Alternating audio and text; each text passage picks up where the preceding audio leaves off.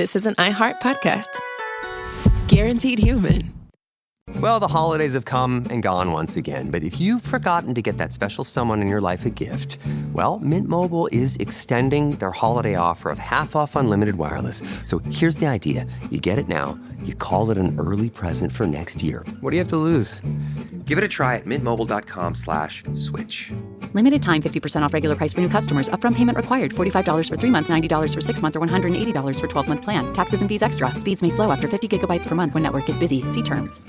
This Sunday, iHeartRadio brings you live to Levi's Stadium in Santa Clara for the Super Bowl 60 tailgate concert, presented by NetApp. It's the ultimate pregame party, featuring an exclusive performance from Teddy Swims. Your front row experience will be on iHeartRadio stations across the country and the free iHeartRadio app this Sunday at 3:30 Eastern, 12:30 Pacific. Then, after the concert, tune in to the Super Bowl 60 pregame show on NBC. It never happens at a good time. The pipe bursts at midnight. The heater quits on the coldest night. Suddenly, you're overwhelmed. That's when HomeServe is here. For $4.99 a month, you're never alone. Just call their 24/7 hotline and a local pro is on the way. Trusted by millions, HomeServe delivers peace of mind when you need it most. For plans starting at just $4.99 a month, go to homeserve.com. That's homeserve.com. Not available everywhere. Most plans range between $4.99 to $11.99 a month your first year. Terms apply on covered repairs. This message comes from Greenlight. Ready to start talking to your kids about financial literacy? Meet Greenlight, the debit card and money app that teaches kids and teens how to earn, save, spend wisely, and invest with your guardrails in place. With Greenlight, you can send money to kids quickly, set up chores, automate allowance, and keep an eye on what your kids are spending with real-time notifications. Join millions of parents and kids building healthy financial habits together on Greenlight. Get started risk-free at greenlight.com/iHeart.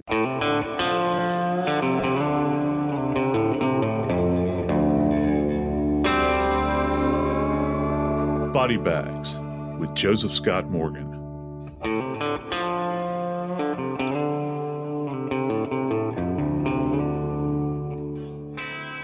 You take a trip sometimes, you get excited. The anticipation of seeing a new place or going somewhere. For me, many times that excitement soon turns to anxiety because I'm worried, do I have everything I need? And lots of times I have to travel to do appearances and things like that, and I'm terrified of getting my luggage lost, for one, and thinking maybe I haven't brought certain items that I might need. You can always buy those things in another environment, but you're familiar with those things that you like, those things that you use on a regular basis. When it comes to planning a homicide, how do you begin to formulate that in your brain? There are people that have engaged in the killing of others, and they have a murder kit that they put together. How do you decide what to pack? How do you know what tool you want to bring? Today on Body Bags, we're going to talk about a triple homicide. 3 men that were found bound, gagged, and shot in the back of the head in 2 separate locations. I'm Joseph Scott Morgan, and this is Body Bags.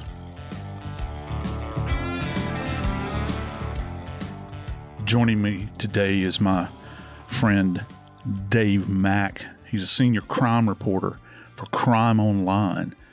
Dave, I don't know that you've ever contemplated something like this, but you begin to think, wow, what would it take? This is a monumental hill to climb, an exercise in conducting something like this, participating in it. What are you going to need? What are you going to need before you go out and you seemingly perhaps maybe kidnap people? And then once you kidnap them, what are you going to do with them? How are you going to dispose of them? It's certainly something that would give you pause, to say the very least. It would require a lot of planning, and it would require time. It would probably require help. To lay it out for you, it's 8:30 in the morning, and a guy is walking down the street. He looks over and sees what appears to be 2 bodies. One laying face up, the other laying face down. Pointing that out right now, Joe, because I'm wondering if you can help us understand if that was an actual sign of something. But both the men had been bound and gagged, and both men had been shot in the head. This is 8:30 in the morning. About 20 minutes later, police get a call of another person found about 2 miles from the first, what they're referring to as the dump site. 2 miles from that first dump site, they find another man. And he is found the same way, bound, gagged, shot in the head.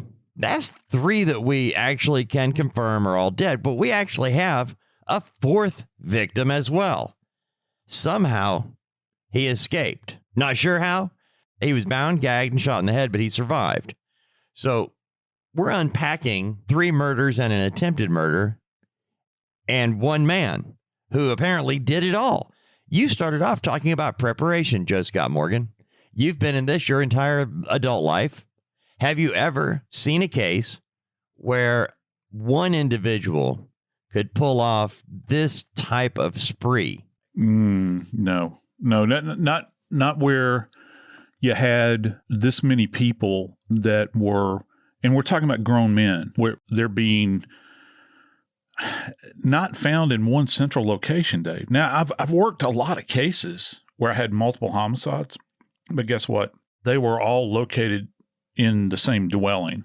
Most of the time, you have this idea of containment where someone will walk into a residence and they'll begin to fire randomly. But you have containment. You got 4 walls. There's only a couple of ways you can leave. I remember many, many years ago, I worked a multiple homicide case that involved one guy where he climbed through the window in a home where a card game was going on. He killed everybody in the room, killed everybody.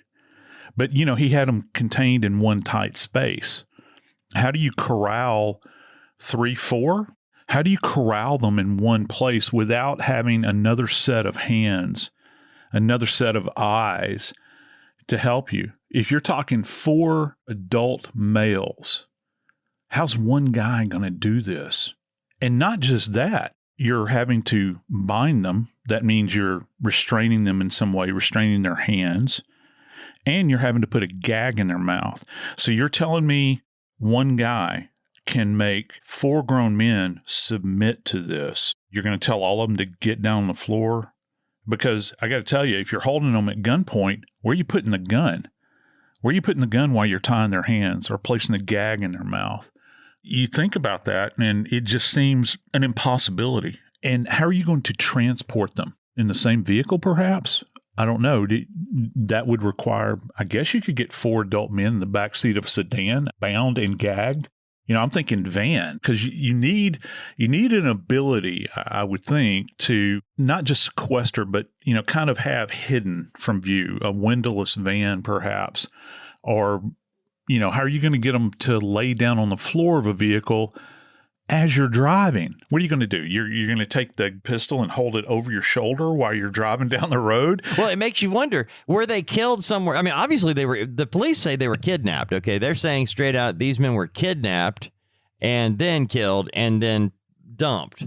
And as you mentioned, I mean, how do you control grown men? And they're all young. They're between 25 and 35. And you've got a suspect here who is 58. Elias Gudino is the suspect, and he's able to control 3 grown men. Don't know if it was all at the same time. What we do know is that 2 were dumped in one location. I'm kind of curious as to why it took till 8:30 in the morning before a motorist was able to identify their bodies over here. Were they dumped in the middle of the night and people just didn't notice? Or were they dumped minutes before they were reported? Because 20 minutes later, police get a call from a couple of miles away saying, hey, we got a dump body over here. It begs the question as well, you know, who called that in, the second one? Right. You got the motorist that's going down the road, and they visualize, if you will, the bodies. This is an important thing, too, that we do in investigation. We have human remains that are found in a location. You want to think about points of access. You're learning a lot about a case when you find bodies immediately adjacent to a roadway, because it gives you an indication that the subject that is conveying the individuals, whether they are alive or dead, did not go off the beaten path very far. All right, perhaps, depending upon the type of roadway it is. We're thinking hardtop, blacktop road, And then they're just going to drive to a location, park on the side of the road. You're running the risk of being seen, so you would probably have to do this in the wee hours. You're going to open up a door, take them out of the vehicle, and then take them to a location. How do you, and here's another point, were they killed at the same time? You've got these two guys that are found deposited, as you mentioned. One was face up, which in our parlance in medical legal death investigation, we refer to that as supine, face up. I could go on forever and ever why we would not use the term face up in a crime report, because I've seen bodies that are the chest is upward, but the head is turned around. And when you get into semantics with attorneys, and that's where they dance. So wow. We use the term supine most of the time because you're not committing yourself, or prone or recumbent. Can we learn anything about the way the deposition occurred? You've got one that is prone and one that is supine. Were they taken out individually and shot? Because I got to tell you, Dave, unless my legs are bound, I'm hopping to my feet and I'm sprinting as quickly as I possibly can. You might get me, but I'm not going to be immediately adjacent to the person. I guess everybody kind of says what they will and will not do under a set of circumstances like that. But what we're trying to explore here from a forensic standpoint is the dynamics of the event. Back to the roadway, I think that this is very important as well. You mentioned a key piece here. Were they killed somewhere else? Well, okay, let's think about the injuries that we know about at this point in time. We're talking about head injuries, right? The head, the brain, all right, is arguably the most vascular area of the body. There's a tremendous amount of blood supply that goes to that one location of the body. If you're a kid and you fall and you split your head open, sometimes it looks a lot worse than it is, because you're bleeding so profusely from that location. There's a lot of blood. If they were shot, say, in another location and taken from the car and placed out there in this location, was there any kind of detectable blood trail leading from that side of the road to the final place where they were deposited? Also, if you've killed both of them, do you have any kind of crossing of the blood trails where you've got type A that's leading away to the final deposition, and you've got type B blood that is leading out there? And at any point in time, do the lines of blood that are found on the ground, do they converge and split off? Was there an attempt to clean up a blood trail? Did they drag soil around? Or is what you're seeing right there at that location the extent of the deposition of blood? If they're standing over them, the perpetrator in this particular case, and they shoot them in the head, there's a high probability they're going to drop right there. So you're not going to have blood trails leading off in any direction, that sort of thing. It's a curious scene, that's for sure.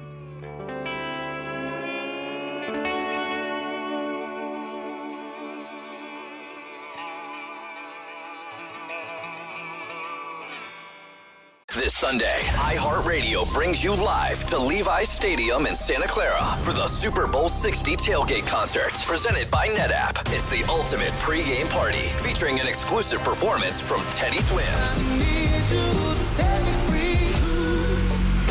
Your front row experience will be on iHeartRadio stations across the country and the free iHeartRadio app this Sunday at 3:30 Eastern, 12:30 Pacific. Then, after the concert, tune in to the Super Bowl 60 pregame show on NBC.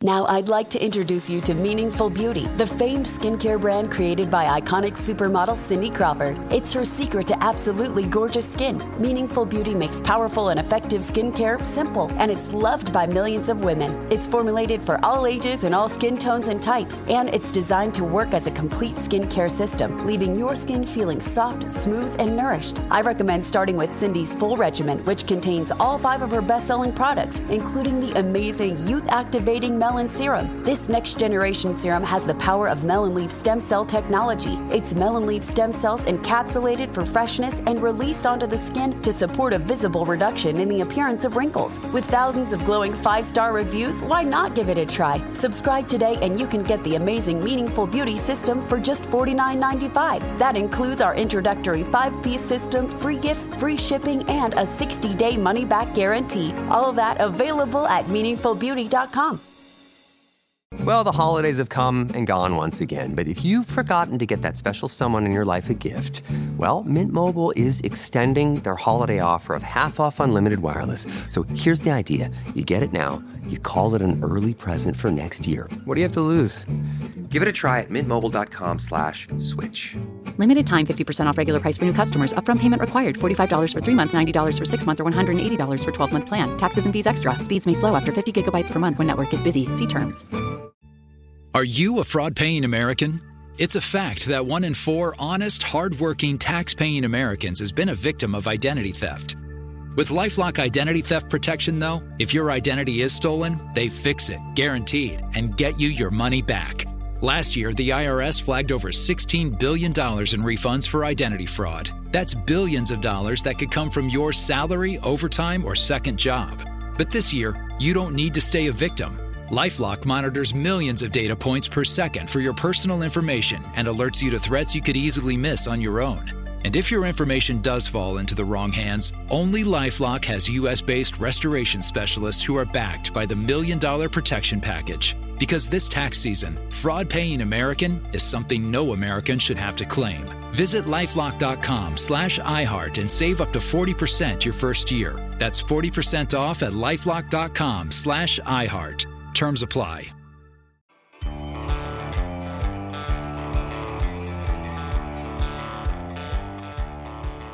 I've never been accused of being the most coordinated person in the world. But when it comes to coordination, there are several different types. As an investigator, when you have multiple scenes that are probably involving the same event, it requires coordination. Any partner that you have in the investigative world, you've all got to be singing from the same sheet of music, because the slightest little variance from anything can really bespoil the investigation moving forward. You need very carefully to assess both of the scenes, because, Dave, one of the things you're looking for out there at these scenes are commonalities. You're looking for things that they have in common. In this particular case, the police were able to pick up a suspect fairly quickly. What we do know is the 3 individuals that are dead, Emma Reyes is 25, Victor Varela Rodriguez is 31, and Domingo Castillo Reyes is 35. Don't know anything about the 4th victim. So we're dealing with 25, 31, and 35-year-old men, and a suspect, Elias Gudino, who is 58. Joe, I have looked this case back and forth trying to figure out, how did the police so quickly go to Elias Gudino? Well, there actually is a reason. When you peel the Band-Aid off his life, you find out a lot of things about his past that might be part of what we're seeing here. Public records show that Gudino at one time owned a place called I'm going to destroy this word, and I apologize, but English is my first and only language. Anything other than that is just not going to be pronounced properly, okay? But he owned a store, La Michoacana Taqueria and Grocery. Born in Mexico, came to the U.S. in the 1980s and became an American citizen. In 2009, Mr. Gudino was living in Akron. He had, at that time, a business. I think it was a landscape business, but that was just a cover, because according to federal agents, was a drug trafficking organization. They had information showing that Gudino had been trafficking drugs since the 1990s. He had an operation that was based in southern Mexico, but reached across the United States in Ohio, Colorado, Oklahoma, and other states. Much of that investigation was focused on Akron, Ohio, where officials said he was actually supplying cocaine dealers and operating his business. Now, when investigators tapped Gudino's phone, they heard him talking to people in Mexico and other states about what he was moving through the trafficking organization. So we had an international drug smuggling ring, all out of Akron, Ohio, headed by Elias Gudino. When investigators moved in Gudino and another man were bringing a shipment of cocaine into Akron. Court records show that they stopped a vehicle and they found about 8 kilos of cocaine hidden in a compartment near the radiator. So a few months later, Gudino pleads guilty. Obviously, it was a negotiated thing. 2 federal charges involving drug trafficking. He was sentenced to 12.5 years in prison, followed by 5 years of probation. He served his time. He was released in November of 2017. Court records say that he remained on probation until May of last year. So that brings us to now, okay, of the life of Elias Gudino. So one has to wonder, these current murders, are they part of a payback for what sent him to prison in 2009? Possibly. You have to try to understand relationships between people. You know, we were talking about Mr. Gudino. He's 58 years old. Now, unless you're working for him, I got to say, I don't see a 58-year-old cat hanging out with 20-somethings. From a perspective of behavior, you begin to think about, well, what kind of connection did they have? Well, it's probably not going to be kind of this casual, friendly, let's go play darts, have a couple of beers relationship. You generally are going to gravitate toward those people that are in your age group. So what is it? And this is another thing. When you're talking about a violent crime like homicide, one of the many motivating factors behind homicide is passion, rage, those sorts of things that are associated with kind of an intimacy. And it doesn't necessarily have to be sexual, but it has to be something so intimate, it gins up that kind of rage in an individual to want to eradicate a person. So if we're thinking that relationship doesn't exist on that plane, then perhaps the answer rests somewhere else. Are these, in fact, business associates? Is there something that got between Gudino and his money, or Gudino and his freedom, as you had mentioned? You know, that's a big piece to this. Think about messages having been sent. I think that's certainly something, because, boy, you talk about on a grand scale to send a message, you're going to wipe out 3 lives like this. What kind of message are you sending? Yeah, you mentioned they might not be direct relations because of their ages. He's 58. These guys are between 25 and 35. In 2009, when he was arrested and dealt with all the charges, Murderous was only 11 years old. Yeah, how could he have had anything to do with trafficking? Maybe a parent, brother, sister. Yeah, you're absolutely right. I'll show you, that sort of thing. You never know how these things can be networked together. And sometimes you uncover some of the most bizarre types of relationships when you have an individual that's attempting to message somebody by use of this level of violence. There's another thing, too. I was just going back over the images from where these 2 individuals were found together. It's kind of a bucolic-looking neighborhood. It is a 2-lane blacktop. The woods are immediately adjacent to several residences that look nice. They're new builds or newer builds. And then across from these homes is where the bodies were deposited in kind of a thinly wooded area. This is a location that someone would have had to have been familiar with. And what's quite striking here is you can see houses immediately adjacent to the road, like that are just across the road. And then there are more houses that you can barely make out through the wood line where the bodies are found. You're going to go out there and shoot these guys, pop them in the back of the head where that sound could be heard. And not just one guy, you're going to do 2 guys out there. That suggests a certain level of comfort, I think, with a particular area when you're looking at a suspect and you're trying to determine what kind of profile the individual might fit that would perpetrate something that is this heinous and would be done in an area that, I don't know, arguably nothing like this has ever occurred in.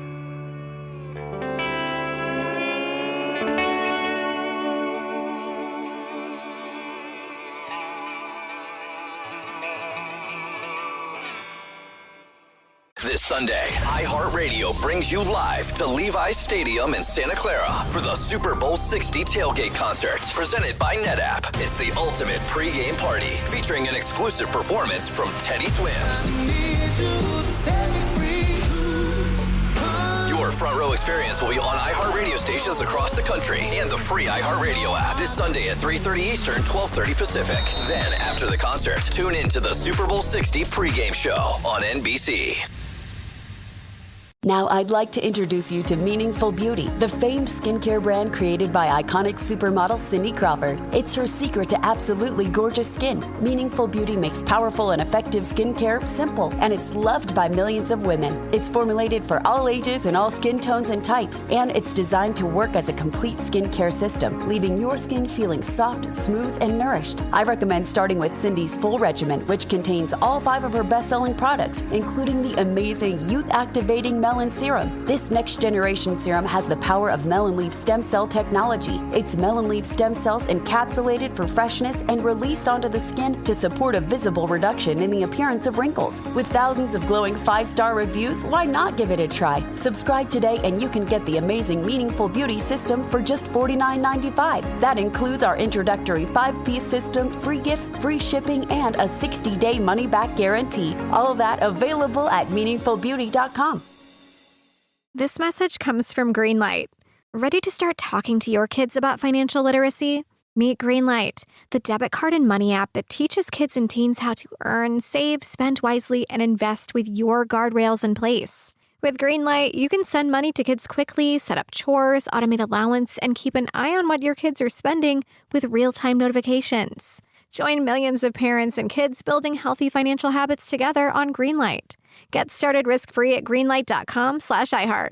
Support for the show comes from Public, the investing platform for those who take it seriously. On Public, you can build a multi-asset portfolio of stocks, bonds, options, crypto, and now generated assets, which allow you to turn any idea into an investable index with AI. It all starts with your prompt. From renewable energy companies with high free cash flow to semiconductor suppliers growing revenue over 20% year over year, you can literally type any prompt and put the AI to work. It screens thousands of stocks, builds a one-of-a-kind index, and lets you backtest it against the S&P 500. Then you can invest in a few clicks. Generated assets are like ETFs with infinite possibilities, completely customizable and based on your thesis, not someone else's. Go to public.com/podcast and earn an uncapped 1% bonus when you transfer your portfolio. That's public.com/podcast. Paid for by Public Investing. Brokerage services by Open to the Public Investing Inc. Member FINRA and SIPC. Advisory services by Public Advisors LLC, SEC registered advisor. Generated assets is an interactive analysis tool. Output is for informational purposes only and is not an investment recommendation or advice. Complete disclosures available at public.com/disclosures.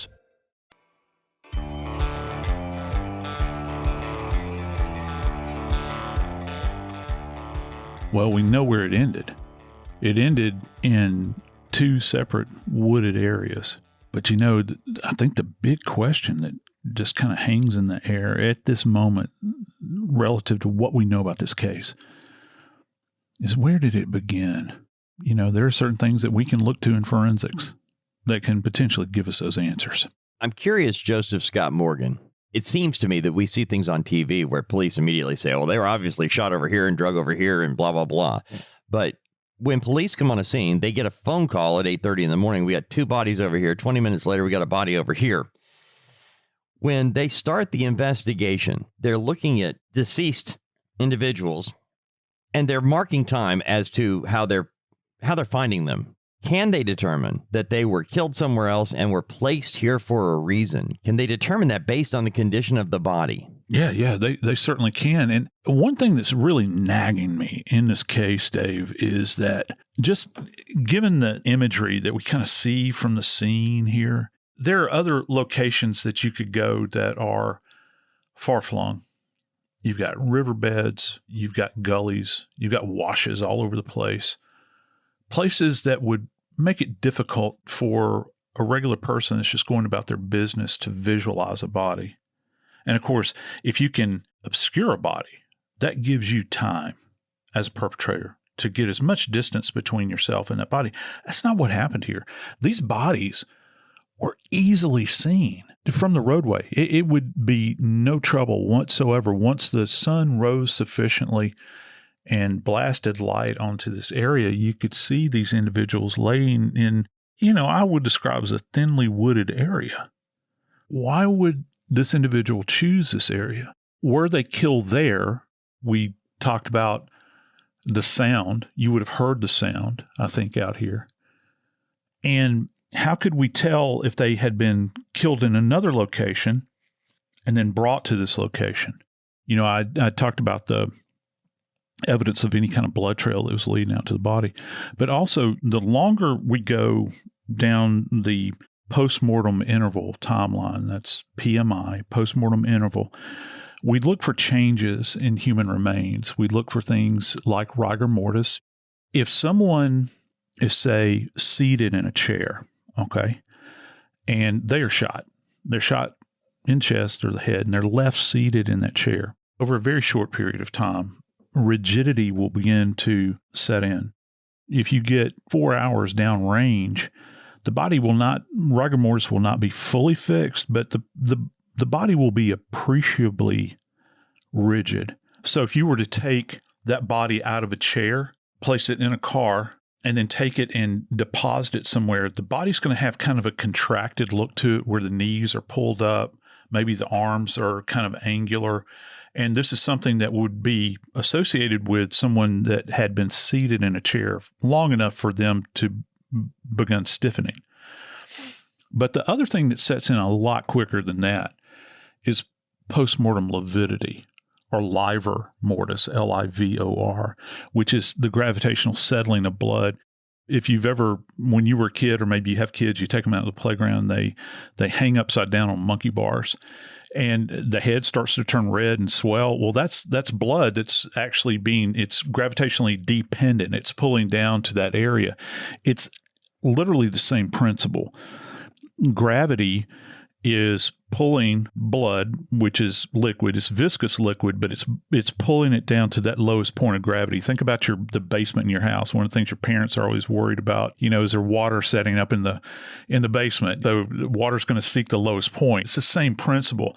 So if you have postmortem lividity, which you can actually see presenting within 20 minutes of death, Dave. Now, it takes a bit longer for it to fix, but if you have someone, say, for instance, where they're shot in the back of the head, they're left seated in a chair while prep is being made to transport the bodies, blood will settle to the ankles. You'll see it pronounced in the feet. You'll see it on the backs of the legs. Now, where the buttocks was touching the chair, it'll be what we refer to as blanched out. It'll still be white, kind of, because the blood can't get into those areas because it's occluded by the pressure of the supporting area of the chair relative to the buttock where it's touching. Also on the back, there's pressure being applied to the back. You might see it around the shoulders or down at the base of the back where it has settled and modeled there. But you'll have these indicators. So when an investigator goes out to the scene and they begin to visualize the body, they're going to say, wow, look at this distribution of postmortem lividity here. This is really odd. It looks like they had been in a chair. Or maybe if they were face up, using that term, if they were face up, supine, and you have lividity that is all on the anterior, that means on the front of the body, but yet they're laying on their back, guess what you're going to know? At some point in time, this person had laid on their belly long enough for blood to settle to that area. And now they're being taken out of a vehicle and placed on the ground so that their back is supporting the body. That's going to give you a different presentation. Now, Joe, let me ask you this. When you're talking about rigor mortis, okay? Mm-hmm. I've always heard it called rigor mortis, so I apologize in advance. No. I'm It's ignorant. two different pronunciations. Okay, people will say rigor, word. some people will say rigor. Okay. Yeah. So rigor mortis, all right. You've got a body shot, dead, boom. It takes a certain amount of time for rigor mortis to even set in, but then after an extended period of time, doesn't the body loosen? Yeah, but Dave, you're so far down range after that period of time, and that's called becoming flaccid at that point in time. For folks that don't know, with rigor, or rigidity, some people will use that term. What's happening? Well, in the joints in particular, you have lactic acid that's beginning to build up. We have lactic acid that's naturally occurring in the remains in our in our body in life. But the thing about it is that we're metabolizing that, and so it doesn't set in. The closest you will ever understand the sensation of rigor in life is if you haven't worked out in a while and you go to the gym, you wake up the next morning, you're stiff. you'll see a stiffening in the joints, and that's lactic acid. You can take things that will resolve the pain immediately or in time, but either way, it's going to work its way out. The dead can't metabolize lactic acid. So for them, that body is not going to be free from that rigidity it's variable. It's very much environmentally dependent. Heat kind of speeds things up in the decompositional process. You might be looking at 36 hours plus or minus before the individual becomes flaccid again, which means limbs are flexible. They're flexible at the knees, the hips. You can actually open the mouth. The mouth, believe it or not, is one of the most glaring examples. It's so rigid. Little piece of history here. If you've ever seen A Christmas Carol, Charles Dickens, when Marley's ghost first appears, in several iterations of the play and the teleplay and that sort of thing, Marley has a kerchief tied around his head. Well, that's one of the things that they used to do, because if you didn't, the body would develop what's referred to as the O sign. The mouth looks like an O, okay? And that's because the jaw opens and then it freezes. And certainly during Victorian times, that was considered improper. Looked like you could pitch pennies in a person's mouth if they're laying in state. So they would take a kerchief and tie it around the head, and that would lock the jaw into place. And then rigor would set in, and the mouth was kind of frozen that way. So you'll begin to see the flaccidity, if you will, of the body after a period of time. If you get out to that point as a time marker, you're going to know that the individual has been out there for a while, or they had been retained in another location for a protracted period of time. You couple that with other findings like certainly livor mortis, which we mentioned, or postmortem lividity. So here's another term that I haven't thrown out there. It's called algor mortis. And this is the term that most people associate with postmortem interval, and that's temperature, body temperature, which is arguably the most unreliable thing that you can use in order to determine postmortem interval. And then at autopsy, of course, we use the gastric contents and kind of the process of food making it through the digestive tract.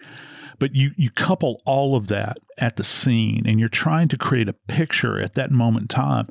You've got two dead guys in this one location that's easily seen from the road. You've got another person that has been deposited, 2 miles away. Are they in the same state at that moment in time? And then you got this one survivor, this guy that seemingly played dead. Can you imagine that? Being shot in the head and surviving a gunshot wound to the head. How in the world we've got two men in as you mentioned, a fairly public place that are dumped, one face up, one face down, and then 20 minutes later we get a call of another body dumped in a place where people could see. I can't get my head around this as to these three victims. Were they out there all night and they were just discovered at that time? Or was this a case of they were dumped within minutes of the call coming in? Yeah, that's a fascinating thing here. The one thing that you have out in this location is the cover of darkness, because as you well know, Dave, we both kind of live in rural areas. Black as pitch, as they say, at night. It literally is. If you're away from a city, you can't see your hand in front of your face on a moonless night. And on this particular evening, it had been raining. It was raining out there, Dave. Just looking at the imagery from the crime scene, roadways are wet. The sky is overcast. So most probably there would not have been even ambient light from stars or the moon or whatever. The only chance you might have of illumination out there would obviously be headlights that might shine on the area, some type of floodlight. It would have been very, very dark out in these locations. So it would seem the best time to have done this would be under the cover of darkness. Again, this brings us back to this idea of depositing of the bodies. I think another curious thing that we can discover from not just the scene, but also from the bodies is, what have we mentioned? We've mentioned restraint, because they use this term bound.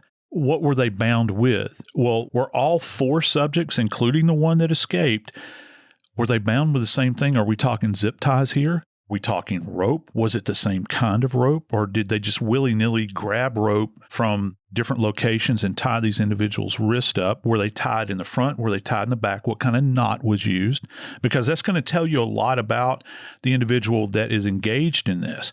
If it's a knot, there are people out there that will simply sit down and they will give you a profile on an individual based upon the kind of knot that they can tie. It tells you about what kind of background the person might have. If you've got a person that is an old sailor, for instance, they're very adept at tying complicated knots, things that I could never figure out. Or you have somebody that just has basic rudimentary skills as to how to tie a knot. Or if it's a zip tie, were they purchased from the same place? Are they the same type of zip ties? Because there's so many out there. And then the gag, what's it made out of? Is it a ball gag that you purchased at a store? Somebody would use in sex play, that sort of thing. Is it a rag that they tied around somebody? Or did they stuff something in their mouth and then secure it with a rag? And then the big question here, I think, is if we're talking about gunshot wounds, which we are, we've got at least a minimum of 4. Are there spent casings? Is there any evidence that at the scene they found spent brass laying around? And let me tell you what else they would have done out at the scene, Dave.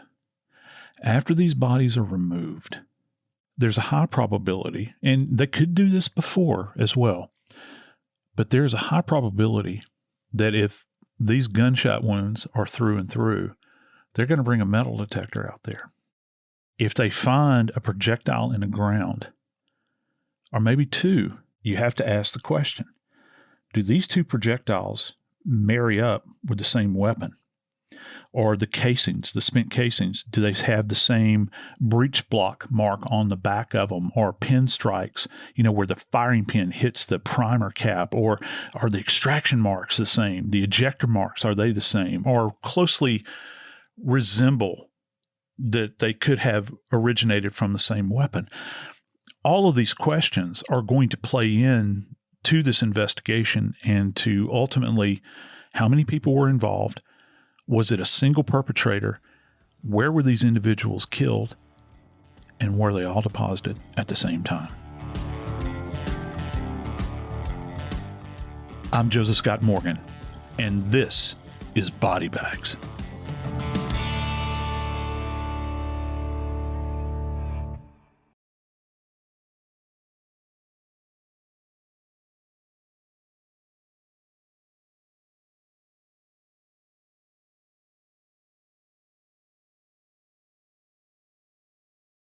This Sunday, iHeartRadio brings you live to Levi's Stadium in Santa Clara for the Super Bowl 60 tailgate concert, presented by NetApp. It's the ultimate pregame party, featuring an exclusive performance from Teddy Swims. Your front row experience will be on iHeartRadio stations across the country and the free iHeartRadio app this Sunday at 3:30 Eastern, 12:30 Pacific. Then, after the concert, tune in to the Super Bowl 60 pregame show on NBC. Are you a fraud-paying American? 1 in 4 tax-paying Americans has been a victim of identity fraud. With LifeLock, if your identity is stolen, they fix it, guaranteed, or your money back. Last year, billions in refunds were stolen. Could be from your salary, overtime, or second job. Gone. But this year, you don't need to stay a victim, because this tax season, fraud-paying American is something no American should have to claim. Save up to 40% your first year. Visit lifelock.com/iHeart. Terms apply. At CVS, it matters that we're not just in your community, but that we're part of it. It matters that we're here for you when you need us, day or night. And we want everyone to feel welcomed and rewarded. It matters that CVS is here to fill your prescriptions and here to fill your craving for a tasty and, healthy snack. At CVS, we're proud to serve your community because we believe where you get your medicine matters. So visit us at cvs.com or just come by our store. We can't wait to meet you. Store hours vary by location. You ever wonder how far an EV can take you on one charge? Well, most people drive about 40 miles a day, which means you can do all daily stuff no problem. Go to work, grab the kids at school, get the groceries, and still have enough charge to visit your in-laws in the next county. But they don't need to know that. And the best part, you won't have to buy gas at all.